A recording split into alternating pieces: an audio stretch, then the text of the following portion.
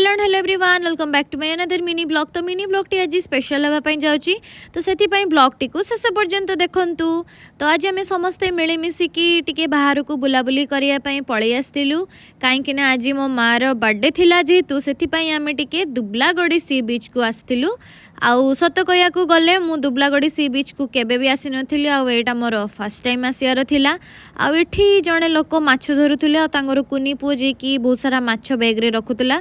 आउ एठी मो बापा कंकड़ा गात करछि से विषय मते कहउचंती।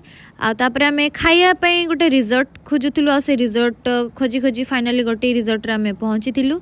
आउ एठी आमे माज बसिकी वेट करिचु जे आम खाइबा केतळे आसीबो, काहेकि ना सेतळे 3टा बाजिलाणी, भोक प्रबल हेलाणी। आ फाइनली आमर खाइबा पळि आस्तिला। तो एठी आमे क्रैब्स मगेइथिलु, आउ माछ मगेइथिलु। एटा शिळा माछ थिला, आउ चिकेन भी मगेइथिलु। एटा मोर कंकड़ा खाइयार फर्स्ट टाइम थिला, कारण मु केबे भी कंकड़ा खाई नथिली। टेस्ट वाइज ठीक ठाक थिला। तापर एठी तार कटेज एरिया गुड़ा टिके बुलेकी देखीदेली। आउ एई रिजॉर्ट रो ना होची ओसेन रिजॉर्ट। तो सत कथा कहया को गले आपण माने जदी केबे भी आछचंती एई रिजॉर्ट रे ही खांतु।